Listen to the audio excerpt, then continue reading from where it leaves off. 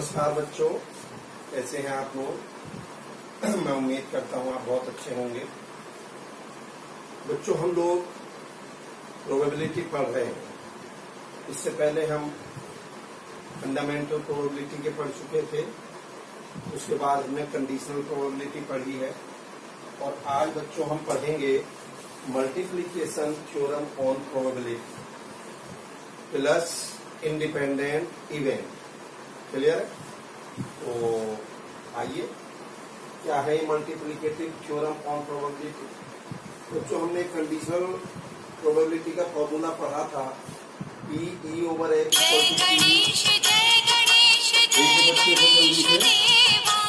Yes.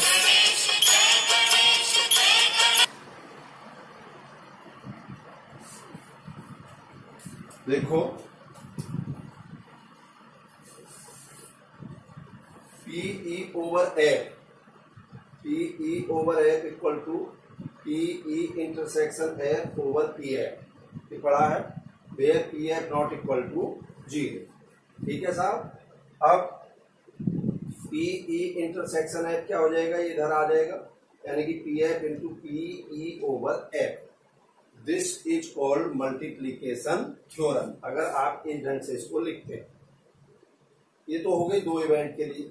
अगर दो से अधिक इवेंट हो, सपोज कीजिए 3 हो, 4 हो, 5 हो, तो कैसे लिखेंगे?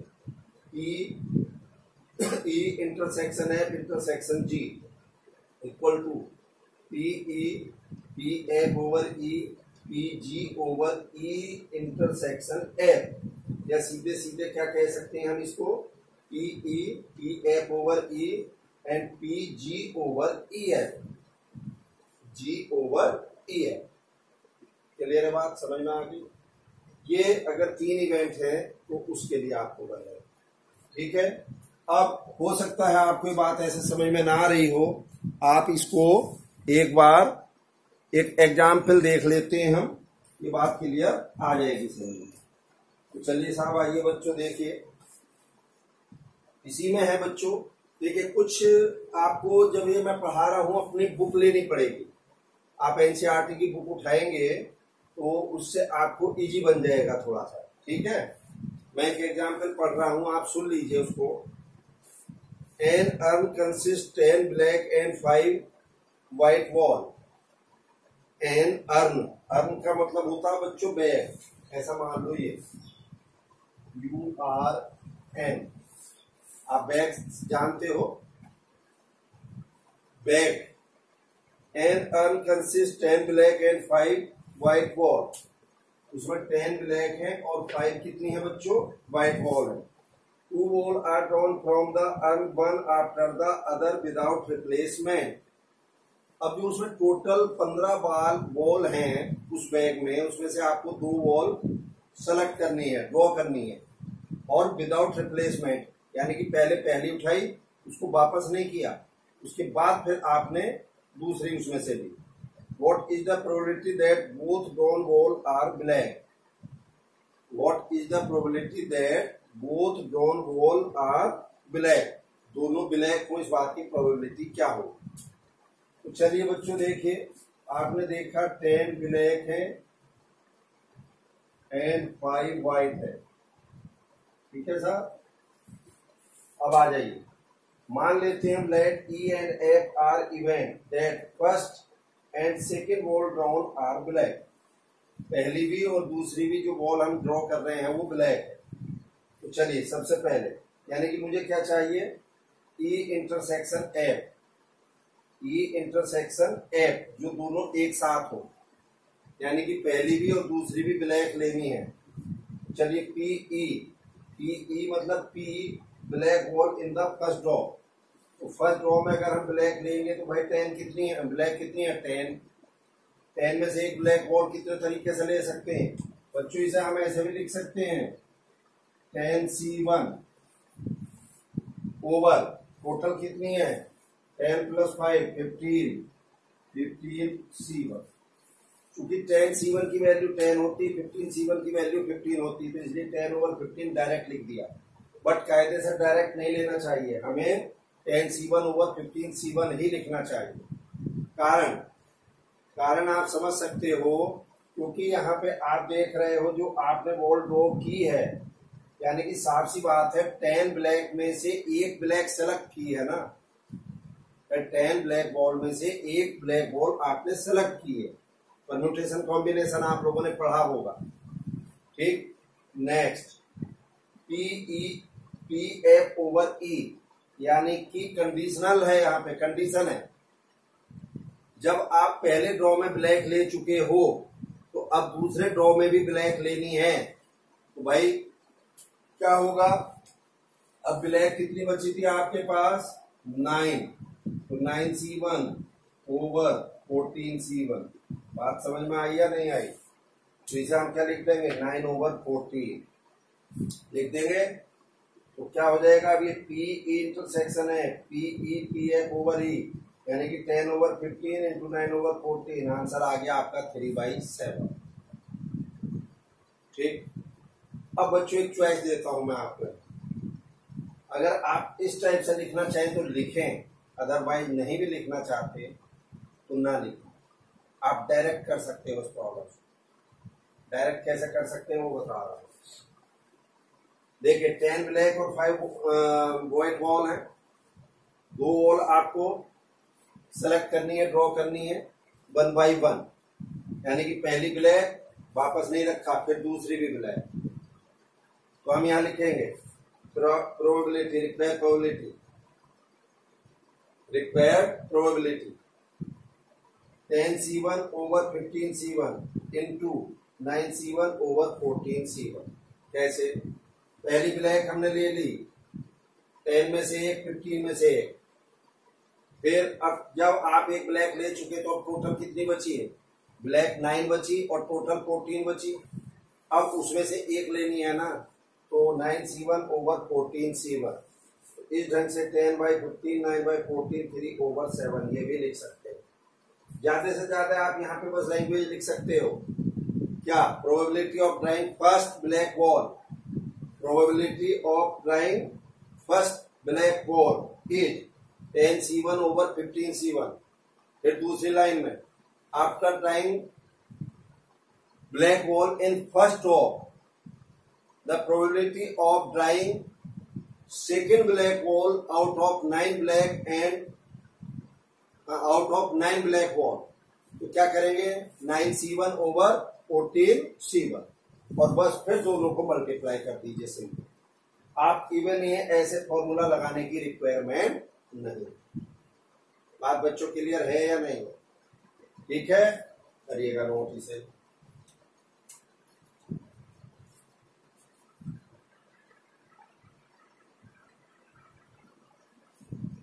चलिए बच्चों देखिए नेक्स्ट।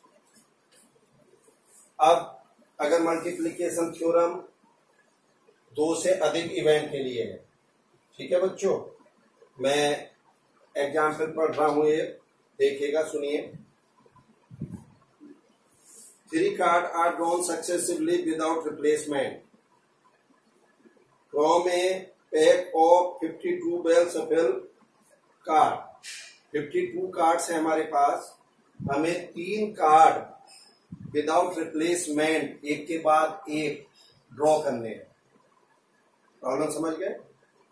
टोटल 52 कार्ड्स हैं और उसमें से 3 कार्ड हमें सेलेक्ट करने हैं विदाउट रिप्लेसमेंट, एक एक करके।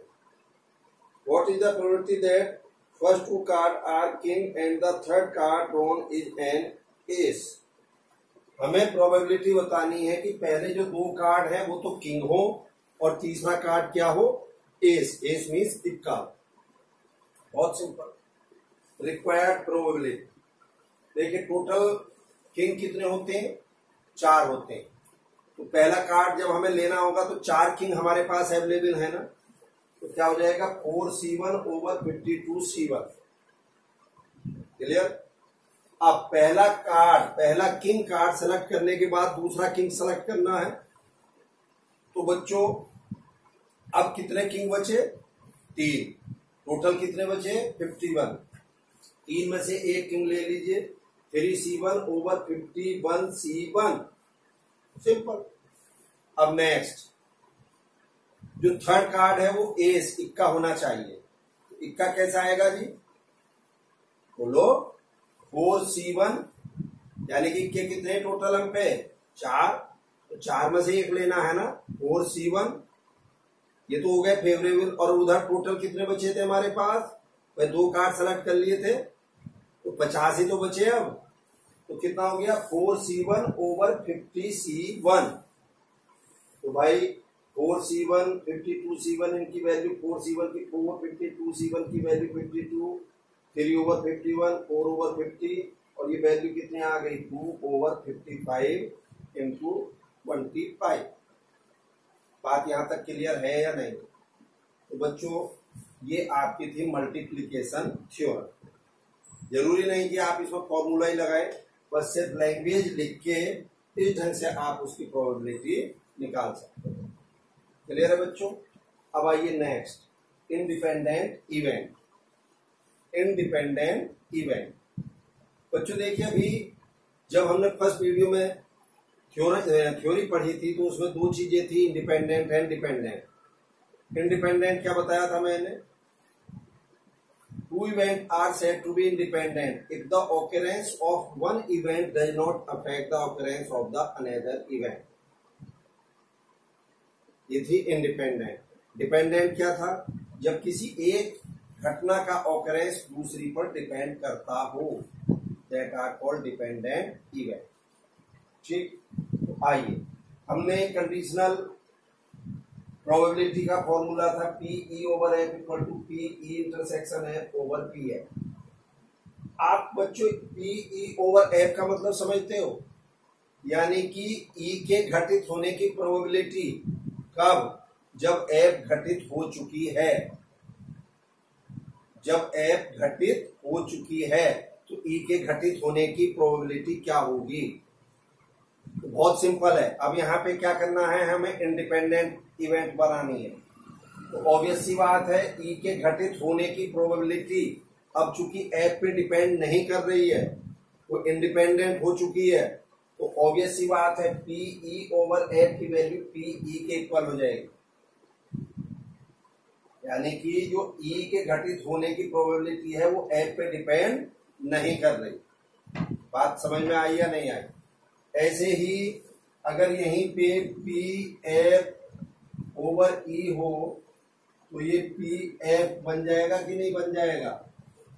क्योंकि E पे डिपेंड नहीं कर रहा है।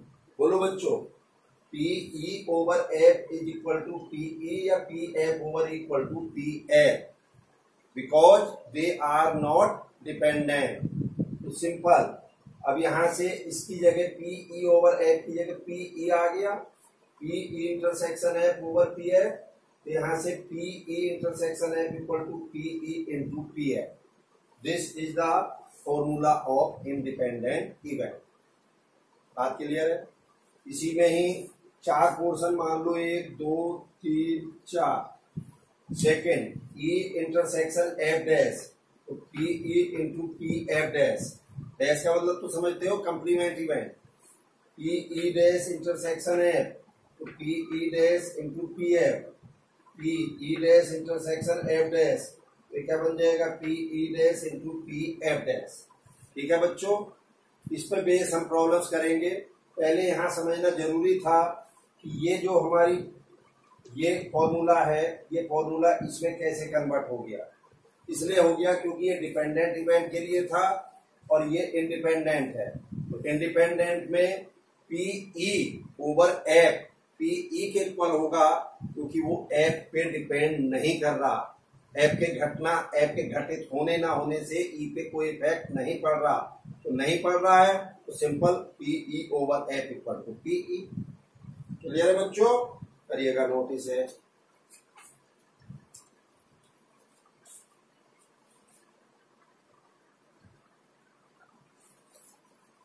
चलिए बच्चों देखिए प्रॉब्लम ये है बच्चों, example 12। 3 coin are toss simultaneously. 3 coin आपने एक साथ टॉस किए हैं। Consider the event E। Consider the event E 3 head और 3 टेल। इवेंट E क्या है? या तो तीनों हेड हो या तीनों टेल हो। F इवेंट क्या है? At least 2 head. जी इवेंट क्या है, at most two head of the pair. Pair क्या क्या है, E F, E G, sorry E F और F G, and sorry pair क्या क्या है, ई एफ, ई जी और एफ जी। फिर विच आर इंडिपेंडेंट, इनमें से कौन से इंडिपेंडेंट हैं और कौन से डिपेंडेंट। क्लियर है बच्चों, बहुत ही सिंपल है, कुछ भी नहीं। सबसे पहले तो जब 3 कॉइन हम टॉस करेंगे उसका ट्री डायग्राम बना लीजिए। ट्री डायग्राम से उसका सैंपल स्पेस आ जाएगा, आप जानते हो भली बात।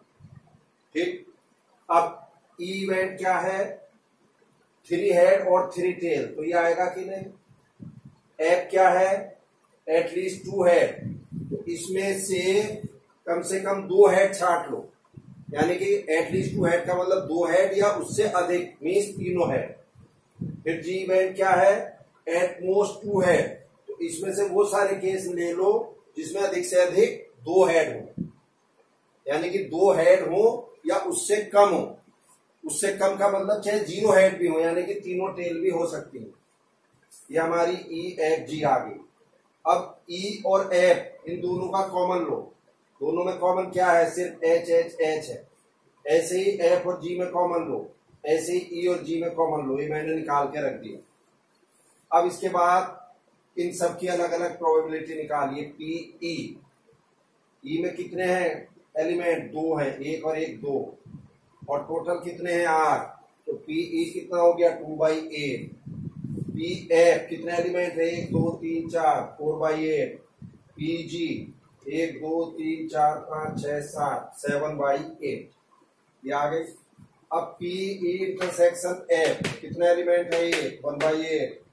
पी एफ इंटरसेक्शन जी कितने एलिमेंट है, 3, 3/8। जी इंटरसेक्शन ई कितने एलिमेंट है, 1/8। टोटल तो 8 ही है ना। अब आइए, क्योंकि मुझे इंडिपेंडेंट निकालना है तो पेयर के लिए क्या होना चाहिए, जैसे पी ई इंटरसेक्शन एफ है वो पी पी एफ होना चाहिए, पी एफ इंटरसेक्शन जी है तो वो पी एफ पी जी होना चाहिए, पी जी इंटरसेक्शन ई है तो वो P G into P E होना चाहिए, अगर वो इंडिपेंडेंट इवेंट है।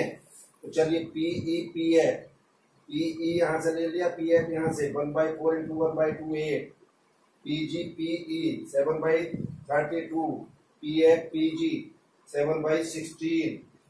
अब मिला के देख लीजिए क्या, पी देखिए ई इंटरसेक्शन एफ 1/8 और पी ई पी एफ भी 1/8, तो भैया ये तो दोनों इक्वल हैं, और बाकी दोनों दूसरे जो पेयर हैं उनकी वैल्यू इक्वल नहीं है, यानी कि P E intersection G not equal to P F P जी।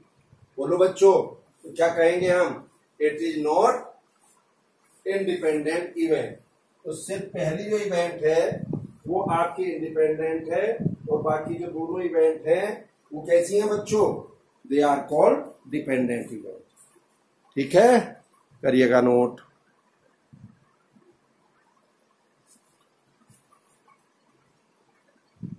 चलिए बच्चों देखिए नेक्स्ट एग्जाम्पल नंबर 13, बहुत इजी है। क्या कह रहा है, prove that if E and F are independent then so are the event E and F dash. समझ रहे हो क्या कहना चाह रहा है ये बोल रहा है कि अगर ई और एफ इंडिपेंडेंट हैं तो ई एंड एफ डैश क्या होंगे। ठीक, तो चलिए हमने कोई एक वेन डायग्राम बना लिया जिसमें ई और एफ दो इवेंट है। ये बच्चों ये पोर्शन क्या है, ई इंटरसेक्शन एफ, और ये पोर्शन क्या है इधर वाला, ई इंटरसेक्शन एफ डैश है या नहीं, या ई माइनस एफ, एक ही बात हुई ना, ई माइनस एफ कह दो या ई इंटरसेक्शन एफ डैश कह दो। इधर वाला ये क्या हो जाएगा, एफ इंटरसेक्शन ई डैश और एफ माइनस ई। चलिए सबसे पहले जो गिवन है, गिवन क्या है कि इंडिपेंडेंट इवेंट है ई और एफ, तो P intersection F equal to P P F होगा कि नहीं होगा। अब मुझे चाहिए ई एंड एफ डैश, तो चलिए P E intersection F dash, ये क्या बन जाएगा, यहाँ ये P E minus P E intersection F होगा कि नहीं। अरे मुझे ये वाला चाहिए ना, ये शेडेड, ये डॉटेड, ये क्या होगा, पूरा का पूरा पीई और इसमें से कॉमन निकाल दो, तो ये बचा नहीं डॉटेड, बस पीई और ई इंटरसेक्शन एफ की जगह ये रख दो, इनमें पीई कॉमन ले लो, तो 1 माइनस पी एफ, और 1 माइनस पी एफ क्या हो जाएगा, पी एफ डैश, क्योंकि हम जानते हैं P F plus P F dash equal to 1, किसी घटना के घटित होने प्लस घटित ना होने की प्रोबेबिलिटी का सम ऑलवेज 1 होता है। बोलो, इस ढंग से P E intersection F dash equal to P E into P F dash आ गया, तो हम क्या कहेंगे, so E and F dash are independent event. Clear है कि नहीं बच्चों, करिएगा नोट। चलिए बच्चों देखिए, अब यही एनसीईआरटी की एक्सरसाइज 13.2 है, इसकी प्रॉब्लम नंबर 3 मैंने लिखी है। ये total probability multiplication theorem on probability की प्रॉब्लम है। कैसे, a box of orange is inspected bye examining 3 randomly selected orange drawn without replacement, ठीक, if all the 3 orange are good, the box is approved for sale, otherwise it is rejected. Find the probability that a box containing 15 orange out of 12 are good and 3 are bad once will be approved for sale. पहले problem का मतलब समझ लो, total आपके पास कितने orange है, 15, जिसमें से 12 सही है और 3 आपके खराब हो चुके हैं। 12 ऑरेंज जो है वो बिल्कुल सही का हालत में है और 3 जो है वो सड़ चुके हैं, खराब हो चुके हैं। ठीक, क्लियर है। अब हमें ऑरेंज बेचने, ऑरेंज कैसे बेचेंगे हम, 3 ऑरेंज हमने निकाले उनमें से 15 में से, अगर 3 के 3 सही होंगे तो आपका जो बास्केट है ऑरेंज की वो बिक जाएगी, अदरवाइज वो रिजेक्ट हो जाएगी किसी टीम के द्वारा।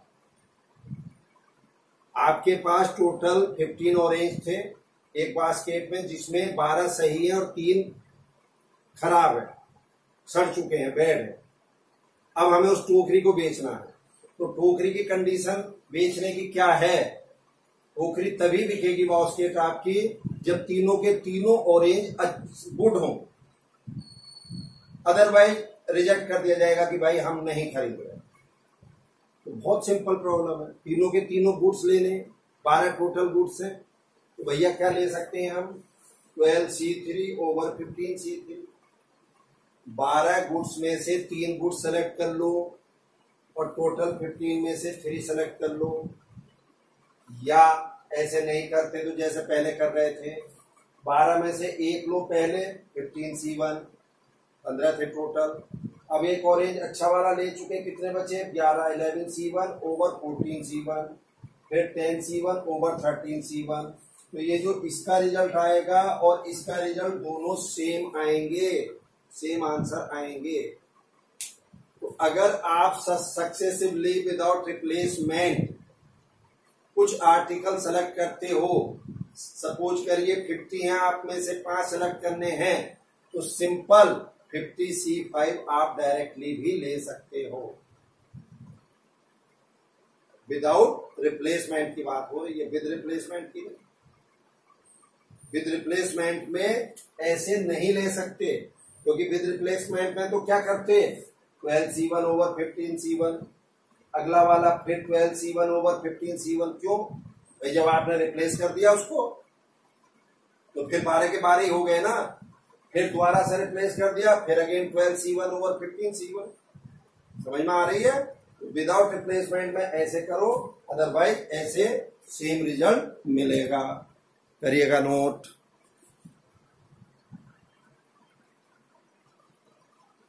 चलिए बच्चों देखिए नेक्स्ट प्रॉब्लम, प्रॉब्लम नंबर 4 इसी 13.2 एक्सरसाइज की।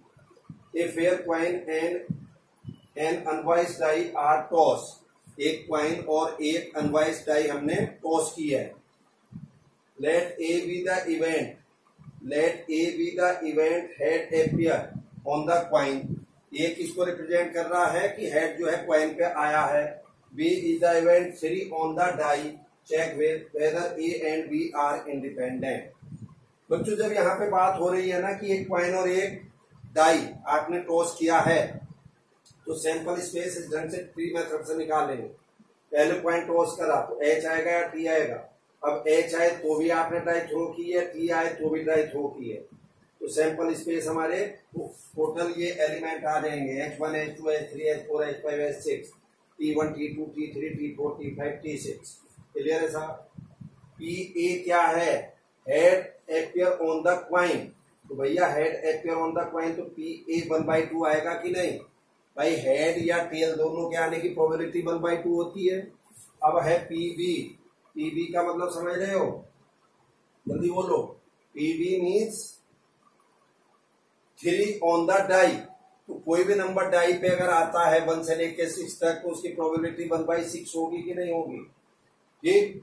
अब यहां से देखिए A इंटरसेक्शन B क्या होगा बच्चों?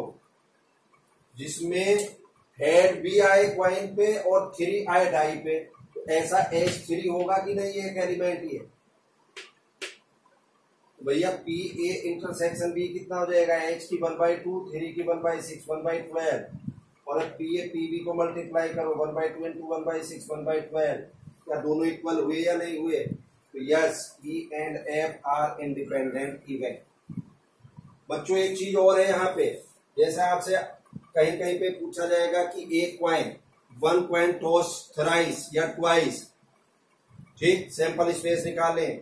अगर आपसे कह दिया जाए कि 2 क्वाइन टॉस वंस या 3 क्वाइन टॉस वंस, यानी कि 2 क्वाइन एक साथ टॉस करें या 3 क्वाइन एक साथ टॉस करें, तो भी सैंपल स्पेस वही होगी जो एक क्वाइन 2 बार या 3 बार टॉस करने के बाद आती है। सेम यही आपका केस डाई के या किसी और दूसरी इवेंट के केस में होगा। क्लियर है? करिए नोट इसे। चलिए बच्चों देखिएगा जल्दी से नेक्स्ट प्रॉब्लम 10 नंबर। 10 नंबर क्या है बच्चों?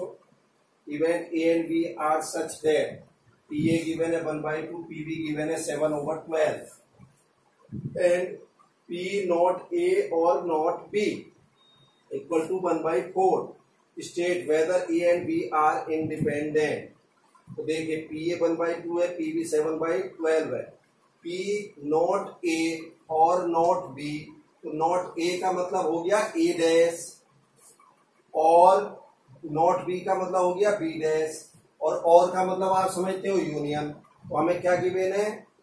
PA union A dash union B dash equal to 1/4 given है। आपने डी मॉर्गन लॉ से पढ़ा होगा।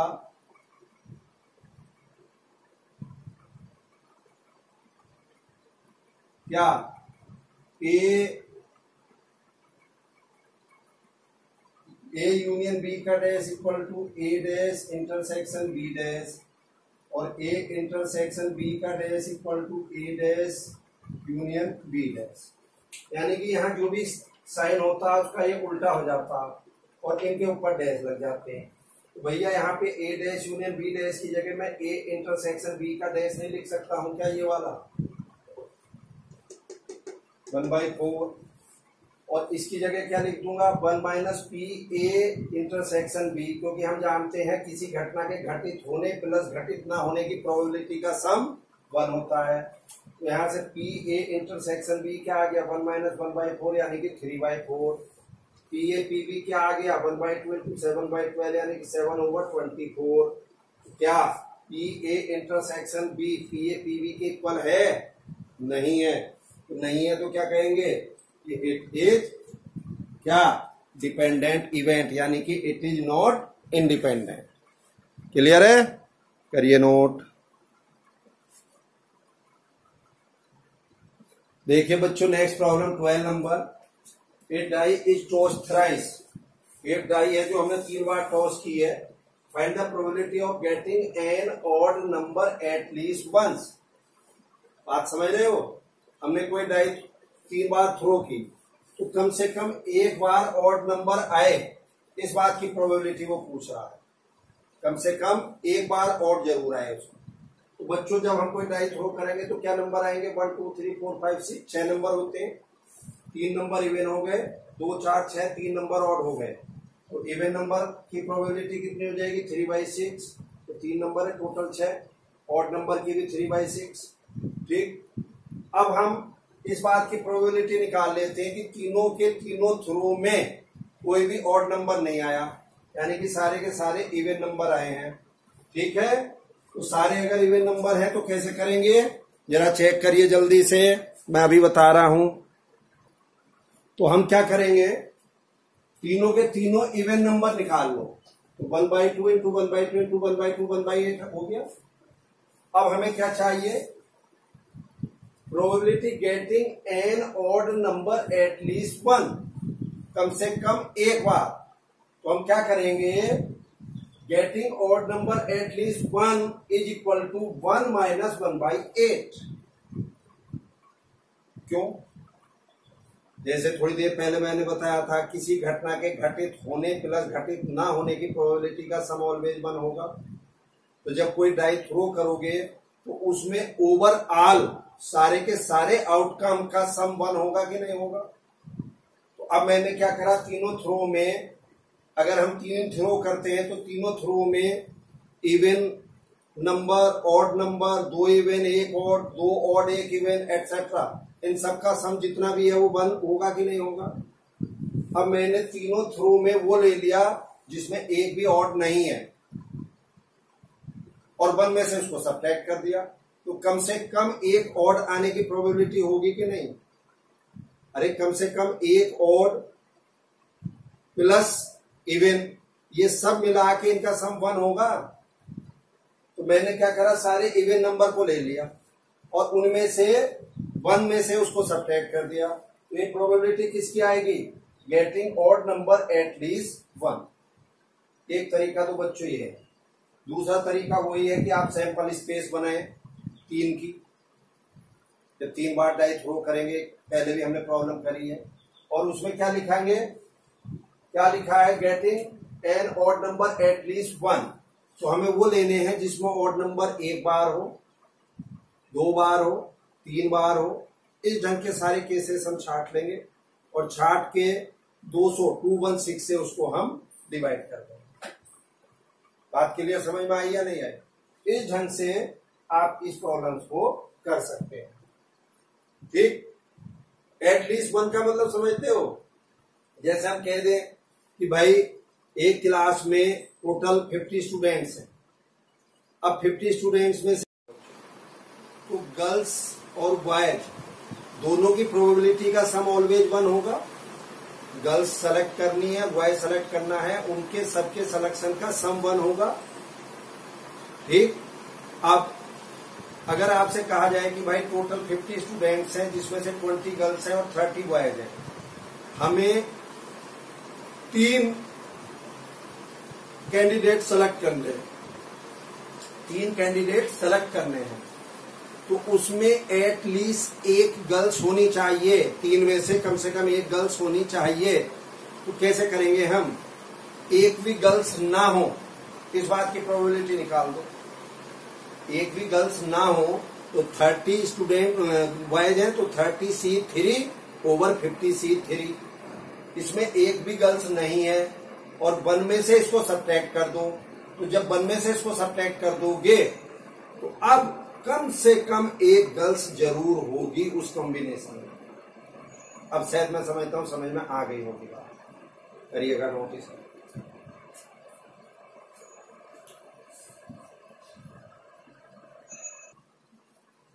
चलिए बच्चों देखिए problem number 13। Yes, 2 balls are drawn at random with replacement from a box containing 10 black and 8 red ball। एक box है जिसमें 10 ब्लैक और 8 रेड बॉल है। फाइंड द प्रोबेबिलिटी दैट, अच्छा 2 balls are drawn at random with replacement, ध्यान से सुनिएगा, without replacement नहीं है यहाँ, विद रिप्लेसमेंट है। 2 बॉल हमें इसमें से बच्चों क्या करनी है, सेलेक्ट करनी है।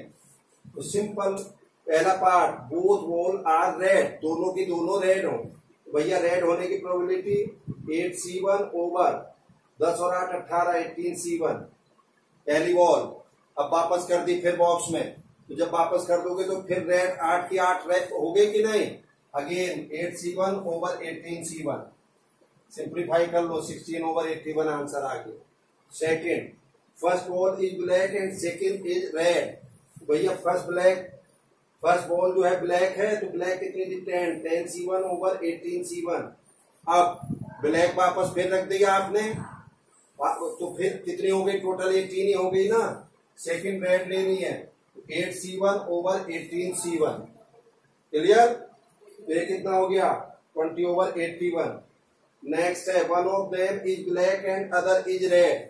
उनमें से एक ब्लैक है और दूसरी रेड है, तो मैं मान ले रहा हूं पहली ब्लैक दूसरी रेड, या दूसरी रेड पहली रेड दूसरी ब्लैक, एक ही बात है ना, दोनों को ऐड करेंगे। तो पहली ब्लैक 10c1 ओवर 18c1, दूसरी रेड 8c1 ओवर 18c1, या पहली रेड 8c1 ओवर 18c1 और दूसरी ब्लैक, दोनों को ऐड कर दीजिए, 40 ओवर 81 आपका आंसर आ जाएगा। क्लियर है बच्चों, करिएगा नोट। चलिए बच्चों देखिए नेक्स्ट प्रॉब्लम 14 नंबर की लास्ट प्रॉब्लम है बच्चों। Probability of solving specific problem independently by A and B. कोई दो स्टूडेंट्स हैं, किसी प्रॉब्लम को वो सॉल्व कर सकते हैं, उनकी प्रोबेबिलिटी है 1/2 and 1/3 respectively. If both try to solve the problem independently, find the probability that the problem is solve, और सेकेंड पार्ट है exactly one of them solve the problem. तो चलिए सबसे पहले बच्चों देखिए P A P B given है 1/2 1/3, यहाँ से P A dash P B dash, P A dash means A solve ना कर सके, P B dash means B solve ना कर सके, तो 1 minus P A 1 minus P B, यानी कि 1/2 2/3 आ गया। अब पहला पार्ट है द प्रॉब्लम इज सॉल्व। ऐसा करो, इस बात की प्रोबेबिलिटी निकाल लो कि कोई भी प्रॉब्लम सॉल्व नहीं कर पा रहा, तो कोई भी सॉल्व नहीं कर पा रहा अगर, तो P A dash P B dash 1/2 into 2/3, यानी कि आंसर आ गया 1/3। ये 1/3 कब है, जब दोनों में से कोई भी प्रॉब्लम सॉल्व नहीं कर रहा। अब इसको 1 में से सब्ट्रैक्ट कर दीजिए, 1 में से सब्ट्रैक्ट कर दीजिए, तो at least one of them solve the problem. जल्दी बोलो, द प्रॉब्लम इज सॉल्व का मतलब ये भी कह सकते हो at least one of them will solve the problem. Problem solve होनी चाहिए ना, तो प्रॉब्लम सॉल्व कब होगी, या तो कोई एक सॉल्व कर दे या दोनों सॉल्व कर दे। तो मैंने क्या करा, प्रॉब्लम इज सॉल्व 1 माइनस 1/3, यानी कि आंसर आ गया 2/3। मैंने ये निकाल लिया कि हमारी प्रॉब्लम सॉल्व नहीं हुई, तो नहीं हुई उसका निकाल लिया और 1 में से उसको सब्ट्रैक्ट कर दिया, तो वो हमारा क्या हो गया, प्रॉब्लम इज सॉल्व। ठीक। Second, exactly one of them solve the problem. तो साफ सी बात है भाई, ए सॉल्व करे बी सॉल्व ना करे, एग्जैक्टली वन कह रहा है, या ए सॉल्व ना करे और बी सॉल्व कर दे। तो पी ए बी डैश, और का मतलब हो गया plus P A dash B, independent event है, तो ये क्या हो जाएगा P A P B dash P A dash P B, और इनकी वैल्यू रख दी, आंसर आ गया 1/2। बात समझ में आई या नहीं आई। तो यहाँ क्या क्वेश्चन था, the problem is solve. Problem is solve का मतलब है यानी कि कम से at least one of them will the solve the problem, यानी कि उनमें से कम एक प्रॉब्लम को सॉल्व कर दे या दोनों सॉल्व कर दे। इस ढंग से हम इनको निकाल सकते हैं। तो बच्चों जो बाकी बची हुई प्रॉब्लम्स हैं उनको आप करेंगे। चलिए आज के लिए thank you, have a nice day.